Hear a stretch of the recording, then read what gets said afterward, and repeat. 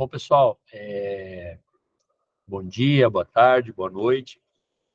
Vamos conversar hoje sobre tutela provisória, que tem previsão lá nos artigos 294 a 311 do Código de Processo Civil de 2015. É um tema que é bastante interessante, tem bastante peculiaridades e é muito utilizado na nossa prática, né? No foro, nos fóruns aí de todo o país. Geralmente, hoje, quando se apresenta uma petição inicial, geralmente tem um pedido de tutela provisória formulado, e o nosso CPC de 2015, ele trouxe muitas inovações com relação a esse instituto, tá? Então, vamos começar a enfrentar. E aí a gente parte de algumas premissas para debater a tutela provisória. Uma primeira referência que eu faço para vocês é o artigo 203 do CPC, que vai tratar ali dos pronunciamentos judiciais. Ali vai se ter uma definição do que é um despacho, do que é uma decisão interlocutória e do que é uma sentença. O que me importa para fim de estabelecer tutela provisória é o quê? Tutela provisória é sempre uma decisão interlocutória.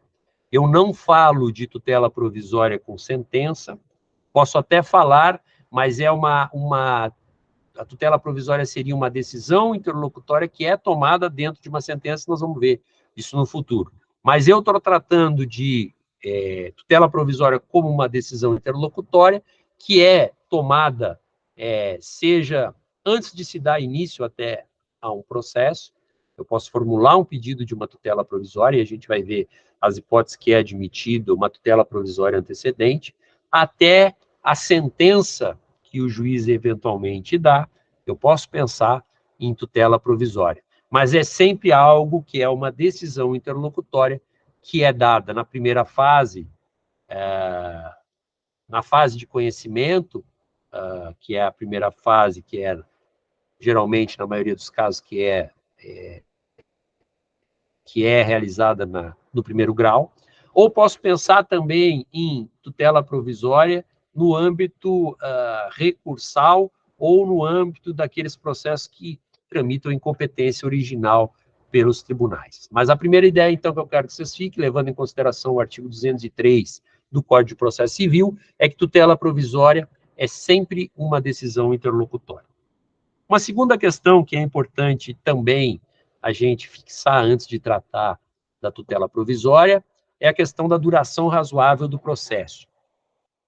Tem o artigo 5º, inciso 78 da Constituição Federal, que vai nos dizer o quê? Que a todos no âmbito judicial e administrativo são assegurados a razoável duração do processo e os meios que garantam a celeridade da sua tramitação.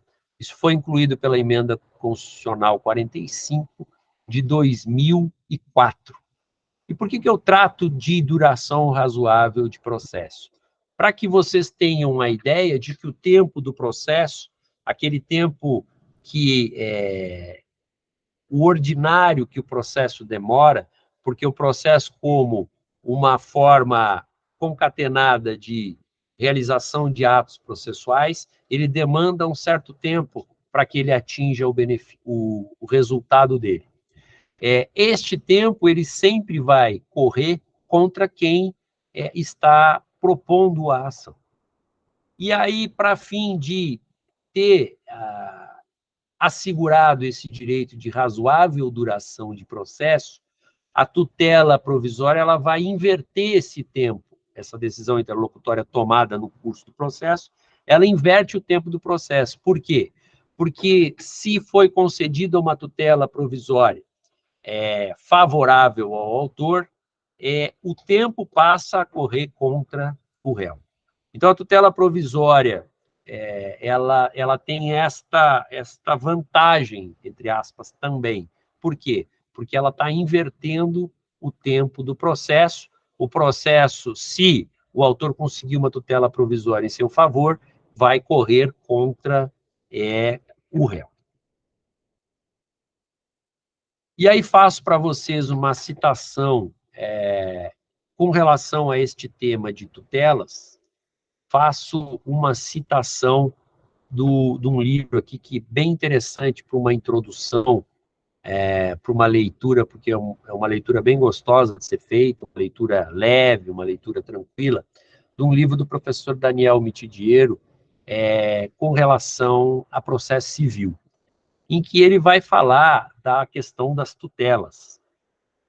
E aí nós entramos já no terceiro ponto, ou na terceira premissa que eu acho necessário tratar com vocês. A primeira, então, lembrando que a tutela provisória ela é sempre uma decisão interlocutória. Segunda, a questão da duração do processo, que a tutela provisória ela vai transformar um pouco a dinâmica do processo, porque o tempo, em vez de correr contra o autor, corre contra o réu. E uma terceira premissa que tem a ver com esta variedade de classificações de tutela, que eu acho importante eu tratar com vocês.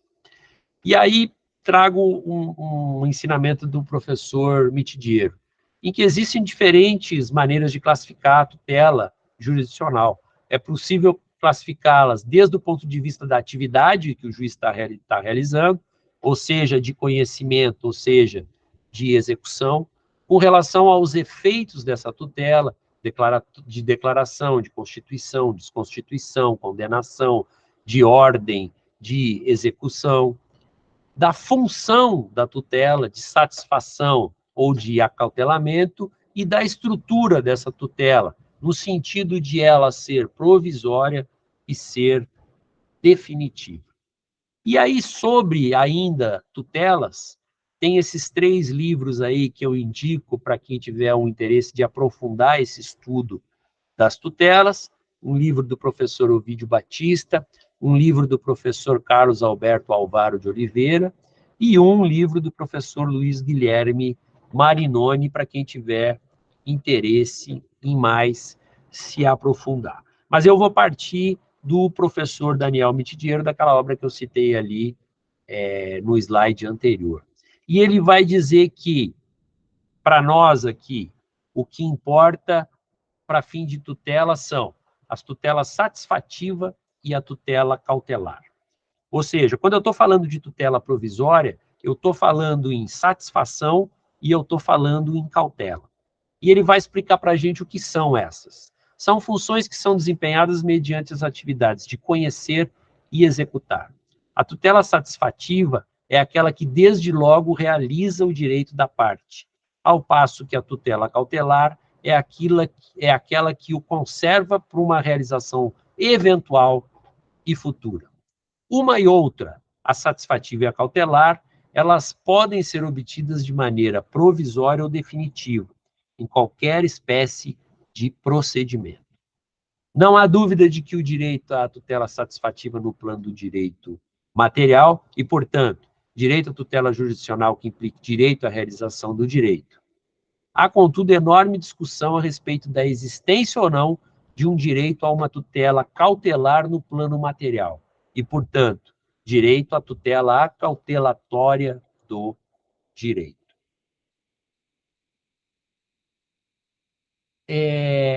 Aqui, então, por que eu trouxe essa questão do professor Mitidiero? Porque é importante eu perceber que existe, então, uma tutela satisfativa que, desde logo, implica em antecipar algo para alguém, e eu também posso falar em uma tutela cautelar, que visa simplesmente eu conservar uma determinada situação para, no futuro, exercer um direito com relação a algo que ainda não está bem certo. Existe uma discussão se esta tutela cautelar, se ela seria algo no plano do direito material. E eu me filio aí, conforme o professor Mitidiero, que existe sim essa tutela acautelatória do direito, que daqui a pouco a gente vai aprofundar. Mas essa tutela cautelar e essa tutela satisfativa, eu não consigo, elas não são só distintas na estrutura de um procedimento do outro, ou seja, se num procedimento eu só antecipo algo que tem a ver com o mérito da pretensão, ou se eu simplesmente conservo uma determinada situação, que foi o que a gente viu no slide anterior. Ambas estas tutelas são definitivas. E aí é um equívoco classificar a tutela cautelar como espécie de tutela provisória. Conforme aqui nós vamos discutir, a tutela cautelar ela pode ser prestada de forma provisória ou definitiva, assim como a tutela satisfativa. Então, ela não constitui tutela provisória, mas ela pode ser prestada de forma provisória. Então, a diferença entre a tutela cautelar e a tutela satisfativa diz respeito à função que elas vão exercer para fim do processo. E, novamente, me valendo do professor Mitidiero. A tutela satisfativa e a tutela cautelar, então, elas podem ser prestadas de forma provisória ou definitiva. A tutela definitiva pode ser antecipada para satisfazer ou para acautelar um direito. Exemplo para que vocês comecem a fixar. Se eu quero realizar um determinado procedimento cirúrgico e eu tenho pressa de que esse procedimento cirúrgico seja realizado, eu posso pedir uma tutela satisfatória antecipada para realizar esse procedimento cirúrgico durante o curso do processo. Aí eu estou antecipando o quê? A satisfação. O que seria entregue ao final, com a sentença, eu posso pedir para o juiz que antecipe e que me satisfaça por meio de uma forma provisória. Então, a satisfação pode ser de forma provisória, dizendo, olha, eu quero que essa cirurgia seja realizada agora, porque tem os requisitos para isso que nós vamos estudar depois. Então, aí eu estou falando de satisfação, eu antecipo o que eu queria lá ao final. Mas eu posso pensar também em acautelar provisoriamente um determinado direito que eu tenho. E aí vamos para um exemplo. Imagina uma determinada situação em que eu tenha com alguém um determinado direito de crédito. Nós fizemos um negócio e eu recebi um cheque dessa pessoa para daqui 3 meses. Mas eu fiquei sabendo que essa pessoa está dilapidando o patrimônio dela e que se ela vender tudo, eu não vou ter condição, lá daqui 3 ou 5 meses, de receber o meu valor. Eu posso pedir ao juiz, nesta situação, que o juiz acautele provisoriamente o meu direito, que ele perceba este determinado problema, porque se ele não provisoriamente me der uma determinada medida, eu não vou conseguir lá no futuro receber o meu crédito. Então, ele não está satisfazendo nada meu ainda, mas ele está acautelando, ele está tomando uma providência que vai impedir uma dilapidação de um determinado patrimônio para fim de resguardar o meu direito de crédito que eu vou exercer no futuro. Isso tudo de forma provisória. Por quê? Porque eu nem sei se lá eu vou cobrar o meu crédito daqui a 5 meses. Então, ele está preservando, ele está acautelando provisoriamente um direito que eu tenho. Tá? Então, tutela definitiva é aquela que é prestada com a sentença ao final de um determinado procedimento. Tutela provisória é aquela que pode ser prestada ao longo de todo o procedimento comum antes de prolatada a sentença, que visa prestar uma tutela definitiva e está destinada a ser por ela substituída.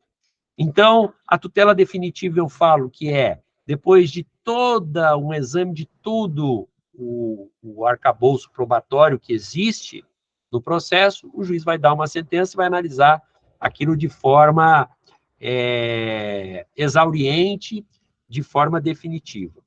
Mas eu, durante o trâmite do processo, até chegar a esta sentença, eu posso falar em uma tutela provisória, que vai antecipar uma determinada satisfação ou que vai antecipar uma determinada cautela para o exercício de um direito futuro. E aí falo, por fim, em cognição. O que vem a ser cognição? Conhecimento que o juiz faz dentro de um processo. E aí, sobre isso, eu cito 2 livros aí, do professor Kazuo Watanabe. Esse Cognição no Processo Civil é um livro que é clássico e é no que eu vou me basear para falar com você sobre o tema. E tem também um livro que recentemente eu comprei e que achei que é uma forma nova de tratar disso, que é a cognição do juiz no processo civil de uma professora, não sei se ela é professora, de uma doutrinadora que essa é a tese de mestrado dela, que é a Fernanda Costa, salvo engano, Fernanda Costa Vogt, não sei o sobrenome dela. Acho que é assim que se pronuncia, tá? E, basicamente, isso tem a ver com o que o juiz vai tomar de conhecimento durante o processo. E aí o professor Kazuo, ele distingue esse conhecimento que o juiz tem no processo em 2 planos distintos, num plano horizontal e num plano vertical. No plano horizontal, ele vai nos dizer que esse conhecimento judicial, ele pode ser pleno ou ele pode ser limitado. Vai depender do quê? Da extensão do debate que vai ser travado dentro do processo. Será pleno se o objeto da demanda for a integralidade do conflito existente, ou será limitado ou parcial se a demanda tiver por objeto apenas parte do conflito. Então, isso estou tratando no plano horizontal. E no plano vertical, a cognição do juiz ela pode ser completa, exauriente, ou sumária, tudo dependendo do grau de profundidade com que essa cognição do juiz ela vai ser realizada sobre o que é o objeto de discussão do processo. E aí o professor Kazuo faz uma citação aqui dele. Se a cognição se estabelece sobre todas as questões, ela é horizontalmente limitada. Mas se a cognição do juiz dessas questões é superficial, ela é sumária quanto à profundidade. Seria, então, cognição ampla em extensão, mas sumária em profundidade. Então, aqui a gente percebe que o juiz ele pode ter, em resumo do que o professor Kazuo está falando aqui, que o juiz pode ter uma cognição ampla sobre tudo, mas que, a depender do que está sendo objeto de discussão, essa cognição do juiz pode ser limitada. E isso vai influenciar muito para que a gente analise a questão, e por isso que eu toco na cognição judicial, para a gente perceber o tipo de raciocínio que o juiz está fazendo para dar esta tutela provisória. Então, levando em consideração ali a doutrina dele, eu posso falar numa cognição plena e exauriente, ou posso falar em uma cognição parcial e exauriente. Exemplo de uma cognição plena e exauriente. A cognição que o juiz vai fazer no procedimento comum, que a gente percebe que existem aquelas fases bem delimitadas, em que existe uma fase postulatória, depois nós temos uma fase de saneamento, nós temos uma fase instrutória e nós temos uma fase decisória. Eu posso falar aí, então, em uma cognição do juiz plena e exauriente sobre aquele problema que está em discussão. Mas eu também posso falar em uma cognição parcial e exauriente que o juiz vai praticar num determinado processo. Posso falar também desta cognição, quando o juiz pratica ela de forma parcial e exauriente, está aqui um exemplo.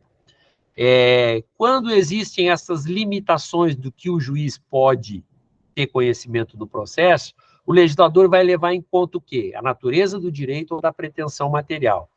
E a sua disciplina no plano substancial, quando ele vai optar pela proibição de que alguma discussão seja feita dentro do processo. Exemplos: na ação de desapropriação, tem determinadas questões que elas não podem ser debatidas dentro do processo judicial, ou seja, numa desapropriação em que o poder público vai buscar uma desapropriação de um determinado bem, tem determinadas matérias que elas não são objeto de conhecimento pelo juiz. Tem aí um outro exemplo da busca e apreensão da lei de alienação fiduciária, em que também a discussão sobre determinadas matérias não pode ser feita pelo juiz ali. Tem as ações possessórias, em que geralmente não se discute a questão da propriedade. Tem a questão da consignação e pagamento, que a matéria também é limitada. Então, aqui são alguns exemplos em que o juiz ele pode ter um conhecimento, mas esse conhecimento não vai ser amplo sobre aquele objeto do que está em discussão dentro do processo. E aí faço aqui um quadro para que vocês percebam, então, no plano horizontal, que a discussão vai ficar, que o conhecimento vai ser pleno ou limitado, com relação ao debate que vai ser feito, e no plano vertical, na questão de esse conhecimento do juiz ser exauriente ou sumário, com relação à profundidade que ele vai examinar esse tema. E aqui a gente vai finalizar, então, com base nessas discussões, que são discussões prévias para que a gente comece a entrar efetivamente na questão da tutela provisória. Então, esses são mecanismos que a gente, são premissas que a gente tem, que são importantes de vocês perceberem para que depois eu possa tratar deles. Recapitulando, a gente fala, então, que a tutela provisória ela é sempre uma decisão interlocutória. A gente fala da questão do tempo do processo, que a tutela provisória ela vai influenciar. Por quê? Porque vai deslocar o tempo do processo para o réu. Da questão da classificação das tutelas, e aí o que me importa mais é a tutela satisfativa e a tutela cautelar. A tutela satisfativa tem a ver com o próprio mérito, e a tutela cautelar visa preservar uma determinada situação para um exercício futuro ou não. E, por fim, a questão do conhecimento judicial sobre um determinado tema, que esse conhecimento pode ser amplo e exauriente, ou esse conhecimento pode ser superficial. Isso é algo que, depois, quando a gente começar a tratar de tutela provisória, vocês vão ver que a tutela provisória ela sempre vai ser algo que o juiz vai tratar com uma questão de probabilidade e verossimilhança, ainda que ele se aprofunde na comprovação dos requisitos. Mas isso fica para um próximo vídeo aí, tá bom?